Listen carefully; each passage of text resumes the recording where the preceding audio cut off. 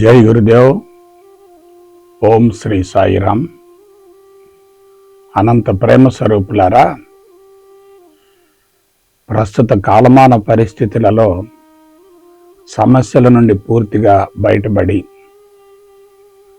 జబ్బులను తొలగించుకొని జీవితాన్ని సార్థకం చేసుకోవాలంటే ఆధ్యాత్మిక మార్గం మినహా వేరే మరొక ప్రత్యామ్నాయం లేదు. రోజు రోజుకు సమస్యలు పెరుగుతున్నాయి,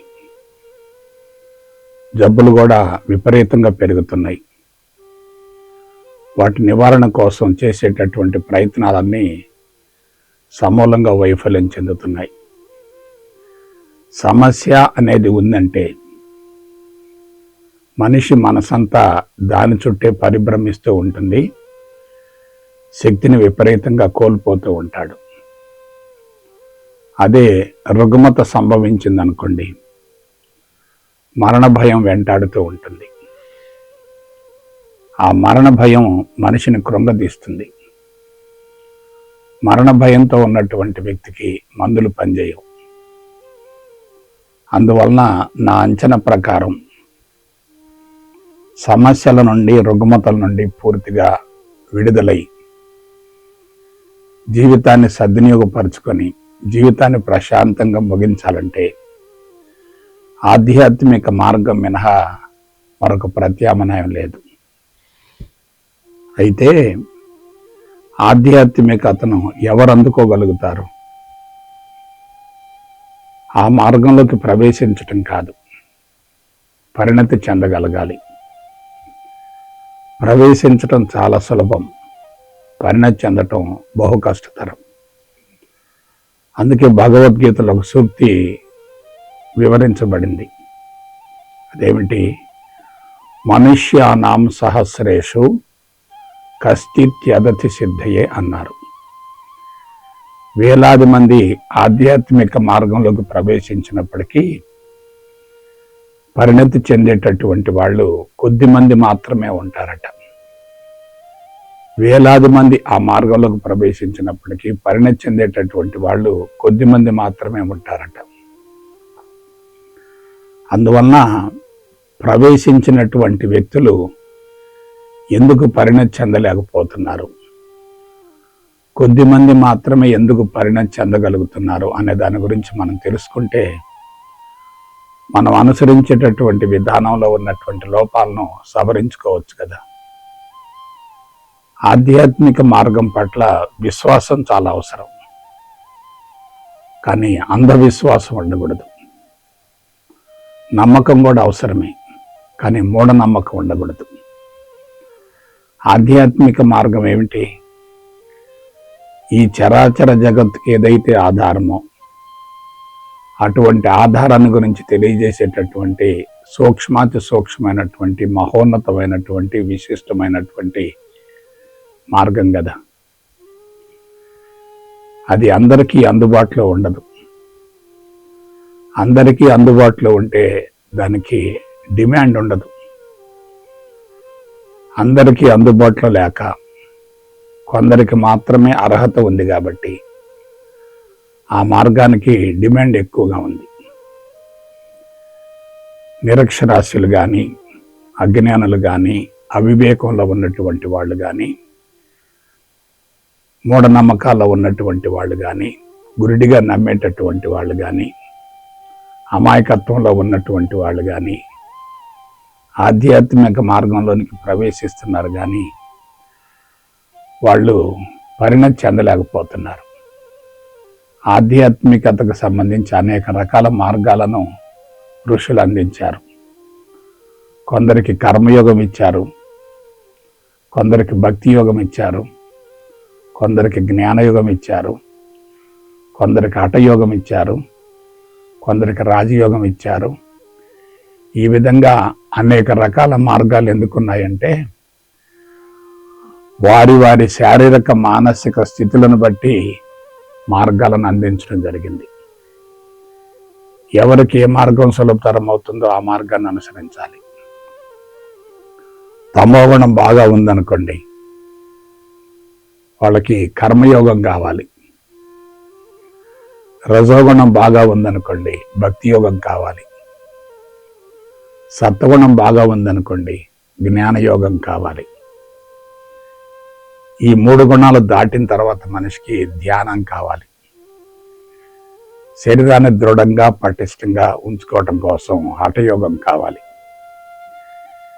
కాబట్టి గమ్యం ఒకటైనప్పటికీ మార్గాలు వేరువేరుగా ఉన్నాయి కదా. కాబట్టి మనం అనుసరించేటటువంటి విధానం మన అంతరంగ సంస్కారాల స్వభావాన్ని బట్టి ఉండాలి తప్ప అందరూ అనుసరించేటటువంటి మార్గాన్ని మనం అనుసరించకూడదు. దీనికి సంబంధించి కొన్ని విషయాలు మీకు తెలియజేస్తాను. ఎవరైతే శాస్త్రవేత్తగా జీవించగలుగుతారో వాళ్ళు మాత్రమే ఆధ్యాత్మికవేత్తగా పరిణతి చెందగలుగుతారు. ఇదే విషయాన్ని మరొకసారి చెప్తున్నాను. ఎవరైతే శాస్త్రవేత్తగా జీవించగలుగుతారో వాళ్ళే ఆధ్యాత్మిక మార్గంలో పరిణతి చెందగలుగుతారు. శాస్త్రం ఉందనుకోండి, అక్కడ తప్పనిసరిగా రుజువులు ఆధారాలు ఉంటాయి కదా. శాస్త్రం లేదనుకోండి, రుజువుల ఆధారాలు ఉండవు కదా. అసలు విషయం ఏంటంటే ఆధ్యాత్మిక మార్గంలోకి ప్రవేశిస్తున్నారు. ఆ మార్గంలో జీవించేటటువంటి వాళ్ళని ఆశ్రయిస్తున్నారు. వాళ్ళు ఏది చెప్తే దాన్ని గుడ్డిగా నమ్ముతున్నారు, గుడ్డిగా అనుసరిస్తున్నారు. గుడ్డిగా నమ్మటం ప్రమాదకరమే, గుడ్డిగా అనుసరించడం కూడా ప్రమాదకరమే. అందున గత కొన్ని దశాబ్దాలుగా ఆధ్యాత్మికత మొత్తం కూడా వక్రీకరించబడింది, వ్యాపారాత్మకంగా మారింది, మూఢనమ్మకాల్లో ఉంది, సెంటిమెంట్స్లో ఉంది, ఛాదస్థంలో ఉంది, వశీకరణంలో ఉంది. ప్రవేశించే వాళ్ళు లక్షల మంది ఉన్నారు, కానీ అందరూ కూడా పరిణతి చెందలేకపోతున్నారు. అందుకు మూల కారణం ఏంటి? మనిషి మానసిక స్థాయిలో ఉన్నప్పుడే సమస్యలు వస్తాయి, మానసిక స్థాయిలో ఉన్నప్పుడే జబ్బులు వస్తాయి. మానసిక స్థాయిలో ఉన్నప్పుడు అసంతృప్తి ఉంటుంది, అశాంతి ఉంటుంది. అటువంటి వ్యక్తులు ఎవరిని ఆశ్రయించినా సరే వాళ్ళు చెప్పేటటువంటి అంశాన్ని గుడ్డిగా నమ్ముతారు. ఇంగ్లీష్లో ఒక చిన్న సూక్తి ఉంది, blind faith is always dangerous. గుడ్డి నమ్మకం అనేది చాలా ప్రమాదకరమైంది. భారతదేశంలో అక్షరాస్యత తక్కువగా ఉంది, నిరక్షరాస్యులు ఎక్కువగా ఉన్నారు. అందువల్ల ఏమవుతున్నారు? ఎవరేం చెప్పినా గుడ్డిగా నమ్ముతున్నారు. ఎదురుగా ఒక గురువు ఉన్నాడు, ఆ గురువుని గుడ్డిగా అనుసరిస్తూ ఉంటారు. హేతుబద్ధంగా ఆలోచించుకొని అనుసరించటానికి, గుడ్డిగా అనుసరించడానికి మధ్య ఎంత వ్యత్యాసం ఉంటుందో మీరు ఒకసారి ఆలోచించండి. మార్గం చాలా గొప్పది, అందుకే ఆ మార్గంలో ఉన్నటువంటి వ్యక్తుల్ని విపరీతంగా ఆరాధిస్తూ ఉంటారు, పూజిస్తూ ఉంటారు, గౌరవిస్తూ ఉంటారు, పాదావందనం చేస్తూ ఉంటారు. వాళ్ళ పట్ల అంధవిశ్వాసం ఉంటుంది. వాళ్ళు ఏం చెప్పినా సరే దాన్ని గుడ్డిగా అనుసరిస్తూ ఉంటారు, గుడ్డిగా ఫాలో అవుతూ ఉంటారు. ఇప్పుడు చెప్పండి, హేతుబద్ధత ఉంటే ఎలా ఉంటుంది? గురుడిగా అనుసరిస్తూ ఉంటే ఎలా ఉంటుంది? గురువుని కానీ, స్వామీజీని కానీ, బాబాని కానీ మానసిక స్థాయిలో ఉన్నటువంటి శిష్యుడు అంచనా వేయలేడు కదా. మానసిక స్థాయిలో ఉన్నటువంటి శిష్యుడు ఎదురుగున్నటువంటి గురువుకి వశీకరణం చెందుతాడు, తనను తాను సమర్పించుకుంటాడు. ఎందుకంటే సమస్యలు అలా ఉన్నాయి, జబ్బులు అలా ఉన్నాయి. సమస్యల నుంచి బయటపడాలి, ఆరోగ్యాన్ని పొందాలి, ఆ మార్గాన్ని ఆశ్రయిస్తున్నారు. తప్పు మాత్రం కాదు. కానీ వాళ్ళు అందించేటటువంటి విధానం ఎలా ఉందో లోతుగా విశ్లేషించుకోగలగాలి కదా. అలా విశ్లేషించుకునేటటువంటి అర్హత, స్థాయి, స్థితి ఎవరికి ఉంటుంది? ఒక్క శాస్త్రవేత్తకు మాత్రమే ఉంటుంది. బుద్ధిమట్టంలో జీవించే వాళ్ళకు మాత్రమే ఉంటుంది. విచక్షణ, వివేకం ఉన్నటువంటి వాళ్ళకు మాత్రమే ఉంటుంది. మిగతా వాళ్ళకి అటువంటి స్థితి, స్థాయి ఉండదు కదా. మరి అటువంటి స్థితి, స్థాయి లేకుండా మార్గంలోకి ప్రవేశించి వాళ్ళు ఏం చెప్పినా సరే గ్రుడ్డిగా నమ్ముతూ ఆచరిస్తూ ఉంటే ఎటువంటి ఫలితం వస్తుంది? దుష్ఫలితం వస్తుంది కదా. మనిషి భయంలో ఉన్నాడు, బాధలో ఉన్నాడు, అభద్రతా భావంలో ఉన్నాడు, జబ్బులతో ఉన్నాడు, సమస్యలతో ఉన్నాడు. వీటన్నింటినీ సొమ్ము చేసుకునేటటువంటి వాళ్ళు కూడా ఉన్నారు కదా.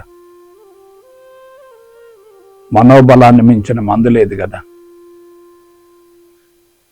మనోబలాన్ని పెంపొందించుకుంటే మందుల యొక్క అవసరం లేదు కదా. తన మీద తనకు విశ్వాసం ఉంటే సమస్యలు సునాయాసంగా తొలగిపోతాయి కదా. తన మీద తనకు విశ్వాసం లేకపోతే భగవంతుడి మీద విశ్వాసం ఎందుకు ఉంటుంది? అందున సంస్కారాలు ఎక్కడి నుంచి వస్తున్నాయి, ఎప్పటి నుంచి వస్తున్నాయి? జన్మ జన్మలుగా వస్తున్నాయి. తల్లిదండ్రుల ద్వారా మనకు అందించబడుతున్నాయి. జన్మ జన్మలుగా ఉన్నటువంటి సంస్కారాల్ని కోకటి వేర్లతో సహా తొలగించుకోవాలంటే ఎంత కసరత్తు చేయాలి మీరు ఆలోచించండి. నేను ఎందుకు చెప్తున్నానంటే నా జబ్బులన్నీ కూడా వంశ పారంపర్య దీర్ఘకాలిక రుగ్మతలు కదా, జీన్ల యొక్క లోపం వల్ల సంభవించినాయి కదా. నేను ఎంత కసరత్తు చేశానో ఒకసారి అంచనా వేయండి. 35 సంవత్సరాలు పట్టింది. అందున నేను ప్రతి విషయాన్ని హేతుబద్ధంగా, శాస్త్రయుక్తంగా విశ్లేషించుకుంటాను తప్ప గురుడిగా నమ్మే మనస్తత్వం కాదు. ఎవరేం చెప్పినా శ్రద్ధగా వింటాను. అది ఎంతవరకు జీవితానికి ఉపయోగపడుతుందో దాని గురించి అంచనా వేస్తాను. ఆ తర్వాతనే దాన్ని అనుసరిస్తాను, ఆచరిస్తాను. నేను ఎంత శ్రమ పడ్డానో, ఎన్ని బాధలు పడ్డానో, ఎన్ని ఇబ్బందులు పడ్డానో, సమస్యల నుంచి బయటపడటం కోసం, రుగ్మతలు తొలగించుకోవటం కోసం ఎంత కసరత్తు చేశానో ఊహించుకుంటే నాకే ఆశ్చర్యం కలుగుతుంది. ఇవాళ లక్షలాది మంది ప్రవేశిస్తున్నారు, కానీ ఎంతమంది పరిణతి చెందుతున్నారు? ఒక విషయం ఆలోచించండి. ప్రవేశించే వాళ్ళు లక్షల్లో ఉన్నారు కదా, పరిణతి చెందే వాళ్ళు కనపట్టలేదు కదా. సంస్థల యొక్క అధినేతలే జబ్బులు పాలవుతున్నారు కదా. దశాబ్దాల తరబడి ఆధ్యాత్మిక మార్గంలో ఉండి కోట్లాది మందిని ఆకర్షించినటువంటి వ్యక్తులు కూడా సమస్యలతో సతమతమై బలవంతంగా జీవితాన్ని ముగిస్తున్నారు కదా. ఆలోచించండి. అందుకు మూల కారణం ఏంటి? గురుడిగా నమ్మటమే, మూఢనమ్మకాల్లో ఉండటమే, సెంటిమెంట్స్లో ఉండటమే, చాదస్తంలో ఉండటమే, మాయ ఆవహించి ఉండటమే, లోతుగా విశ్లేషించుకునేటటువంటి స్థాయి, స్థితి లేకపోవటమే కదా. విలువైనటువంటి జీవితాన్ని ఎందుకు వృధా చేసుకోవాలి? సున్నితమైన, విలువైన, సూక్ష్మమైన, అనంతమైనటువంటి మేధస్సు మీద ఎందుకు బలవంత ప్రయోగాలు చేయాలి? ఆలోచించండి. ఒక కొండ శిఖరం మీద జ్యోతి ఉంది, మనం కొండ క్రింద ఉన్నాం, ఆ జ్యోతి కనపడుతుంది, చాలా మంచిదే, ఎవరికైనా ఆశ కలుగుతుంది, ఉన్నతంగా ఎదగాలనేటటువంటి భావన కలుగుతుంది. అది తప్పు మాత్రం కాదు. ఆ జ్యోతిని చేరాలంటే ఎన్ని అడ్డంకులు ఉంటాయి, ఎన్ని అవరోధాలు ఉంటాయి, ఎన్ని ఇబ్బందులు ఉంటాయి, ఎన్ని ప్రక్కదోవలు ఉంటాయి. వీటన్నిటిని అధిగమించి జ్యోతిని చేరటం అనేది మామూలు విషయం కాదు కదా. నేను లక్షలాది మందికి ఆధ్యాత్మిక బోధన చేశాను. నాకు 35 సంవత్సరాలు ఎందుకు పట్టింది? ఎందుకంటే గైడ్ చేసేవాళ్ళు తక్కువ మంది ఉన్నారు, మిస్గైడ్ చేసేవాళ్ళు ఎక్కువ మంది ఉన్నారు. ఎప్పుడైతే మిస్గైడ్ చేసేవాళ్ళు ఉంటారో ఒక్కసారి పక్కదోవ పట్టామంటే అసలు మార్గం మరలా దొరకదు కదా. ఒక వ్యక్తి అడవిలో వెళుతున్నాడు, దారి తప్పాడు. దారి తప్పినటువంటి వ్యక్తి మరలా సరైనటువంటి మార్గానికి రావటానికి చాలా టైం పడుతుంది కదా. ఈలోపు సమయం అంతా వృధా అవుతుంది కదా. పైగా మార్గం వేరైనప్పుడు, ఆ మార్గంలో వెళుతున్నప్పుడు అనుకున్న స్థాయిలో ఫలితం రాదు కదా. ఇప్పుడు ఏం జరుగుతుందో మీరు ఆలోచించండి. కొంతమంది ఆసనాలు అంటున్నారు, ప్రాణాయామం అంటున్నారు, ఆహార నియమాలు అంటున్నారు, అనేక బంధనాలు వేస్తున్నారు, ఆక్యుప్రెషర్ అంటున్నారు. ఎన్ని వెలుగులోకి వస్తున్నాయి, ఎన్నో వెలుగులోకి వస్తున్నాయి కదా. ఆసనాల వల్ల మనసులో ఉన్నటువంటి నెగిటివ్ ఎట్లా పోద్ది? కానీ అలా చెప్తున్నారు. ఎందుకు చెప్తున్నారు? వాళ్ళు ఆ స్థాయిలో మాత్రమే ఉన్నారు. వాళ్ళు ఆ స్థాయిలో మాత్రమే ఉన్నారు కాబట్టి వాడు చెప్పిన దాన్ని గుడ్డిగా నమ్మి అనుసరించేటట్లయితే అనుకున్న స్థాయిలో ఫలితం రాదు కదా. నేను ఎంత కసరత్తు చేసినా తలుచుకుంటే నాకే ఒళ్ళు గగురు పొడుస్తుంది. కాబట్టి వాళ్ళ ఆధ్యాత్మిక మార్గం అంతా కూడా వక్రీకరించబడింది. మూఢనమ్మకాల్లో ఉంది, సెంటిమెంట్స్లో ఉంది, చాదస్తంలో ఉంది, పిచ్చిలో ఉంది, వెరిలో ఉంది, వ్యామోహంలో ఉంది. మానవాళ్ళకు ఉపయోగపడకపోగా మనుషుల్ని ఇంకా బలహీనపరుస్తుంది. ఎదురుగున్నటువంటి వ్యక్తి ఏది చెప్తే అది వినేటటువంటి మనస్తత్వం ఎవరికైతే ఉంటుందో, వాళ్ళు చెప్పిన దాన్ని విశ్లేషించుకోకుండా ఆచరించేటటువంటి విధానం ఎవరికైతే ఉంటుందో వాళ్ళు తీవ్రంగా నష్టపోతారు. కాబట్టి ఇవాళ అవసరం ఒకళ్ళది, అవకాశం మరొకటిది. మానవుల యొక్క బలహీనతలను సొమ్ము చేసుకునేటటువంటి రోజులు వచ్చాయి.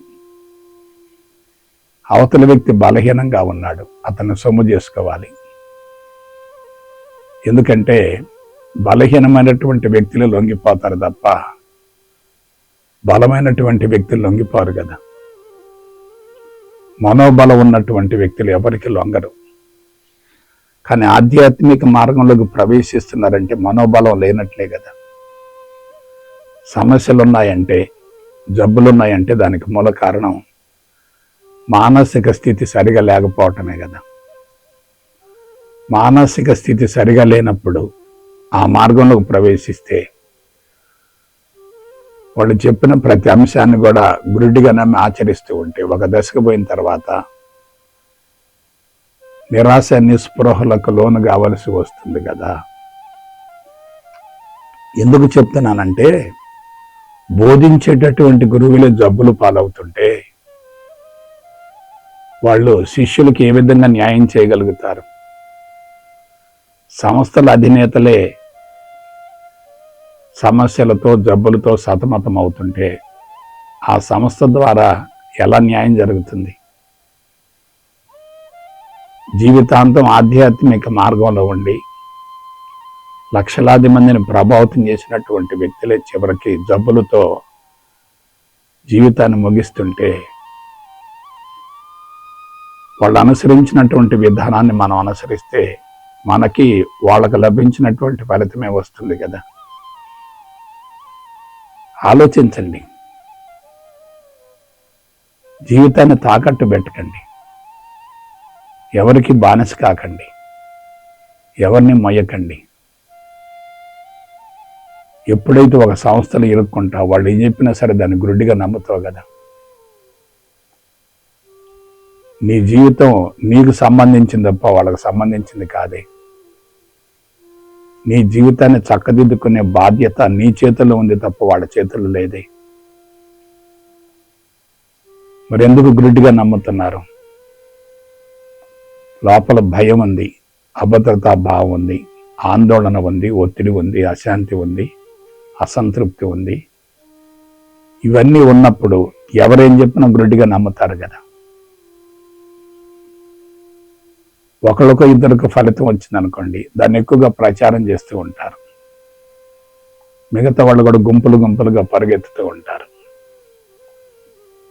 అర్హత లేకుండా, స్థాయి లేకుండా ఆధ్యాత్మిక మార్గాన్ని ఎన్నుకొని గురుడిగా సాధన చేస్తూ ఉంటే చివరికి దుష్ఫలితం వస్తే అందరూ మిమ్మల్ని ఎగతాళి చేస్తారు కదా. కాబట్టి మార్గంలోకి ప్రవేశించడం పెద్ద విశేషం కాదు. నెగిటివ్ని ఎదుర్కొనేటటువంటి మనోబలం ఉండాలి, దృఢ సంకల్పం ఉండాలి, అన్నిటిని మించి స్వతంత్రంగా ఆలోచించేటటువంటి శక్తి ఉండాలి. ఒక గడ్డిపోచ ఎటు గాలొస్తే అటు వంగుతుంది. అదే వటవృక్షం అయితే వంగదు కదా. నువ్వు బలహీనంగా ఉన్నావు కాబట్టి అందరినీ ఎన్నో సొమ్ము చేసుకుంటున్నారు. అదే నువ్వు బలంగా ఉంటే నువ్వే కొన్ని వందల వేల మందికి మంచి మార్గాన్ని చూపించగలుగుతావు కదా. కాబట్టి గురుడిగా నమ్మటం అనేది మానసిక స్థాయిలో ఉన్నటువంటి వ్యక్తులు చేసేటటువంటి ప్రమాదకరమైనటువంటి విధానం. అదే బుద్ధిమట్టపు స్థాయిలో ఉండి ప్రతి విషయాన్ని గురించి శాస్త్రయుక్తంగా హేతుబద్ధంగా విశ్లేషించుకునేటటువంటి విధానం ఉంటే అతను తప్పనిసరిగా తీరాన్ని చేరతాడు. మనం 21st సెంచరీలో ఉన్నాం. సైన్సు సాంకేతిక పరిజ్ఞానం తారాస్థాయిలో ఉంది. మరి ఆధ్యాత్మికతను కూడా అదే తరహాలో అందుకోవాలి కదా. మూఢనమ్మకాలు ఉంటే ఎట్లా, సెంటిమెంట్స్లో ఉంటే ఎట్లా, చాదస్తంలో ఉంటే ఎట్లా, మాయలో ఉంటే ఎట్లా, భ్రమలో ఉంటే ఎట్లా, భ్రాంతిలో ఉంటే ఎట్లా? ఎవరికి నష్టం? నీకు నష్టం, నీ కుటుంబానికి నష్టం. నేను చాలామందిని గమనిస్తూ ఉంటాను.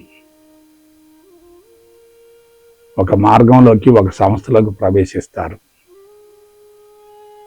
సంస్థను గురించి ప్రచారం చేస్తూ ఉంటారు.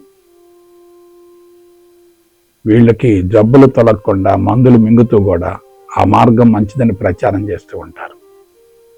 ఆ సంస్థ చాలా మంచిదని ప్రచారం చేస్తూ ఉంటారు. గురువుల గురించి ఎక్కువగా చెప్తూ ఉంటారు.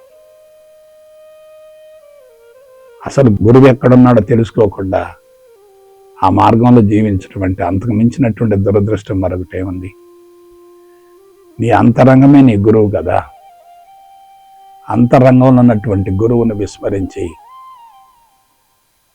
బాహ్య ప్రపంచంలో గురువులను వెతుక్కుంటూ వాళ్ళతో అతుక్కుపోతే వదిలించుకోవటం చాలా కష్టం కదా. అతుక్కుపోవటం చాలా సులభం, వదిలించుకోవటం చాలా కష్టం. ఇవాళ నెగిటివ్ ఫోర్సెస్ బాగా ఉన్నాయి. ఆధ్యాత్మిక మార్గంలో కూడా నెగిటివ్ ఫోర్సెస్ ఎక్కువగా ఉన్నాయి. ఎందుకంటే కోట్లాది మందిలో కొద్ది మంది మాత్రమే పరిణతి చెందగలుగుతున్నారు. పరిణతి చెందనటువంటి వ్యక్తి దగ్గర కూర్చుంటే నీ జీవితం కూడా అదే తరహాలో కొనసాగుతుంది కదా. కాబట్టి నా సలహా ఏమిటంటే, మూఢనమ్మకాలు వద్దు, శాస్త్రీయతే మనకు ముద్దు. శాస్త్రీయత ఉన్న చోట అనుమానాలకు, సందేహాలకు, సంకోచాలకు, చిక్కు ప్రశ్నలకు అవకాశం ఉండదు. కాబట్టి be a scientist before becoming a spiritualist. ఇదే నా సలహా. జై గురుదేవ్, జై గురుదేవ్, జై గురుదేవ్.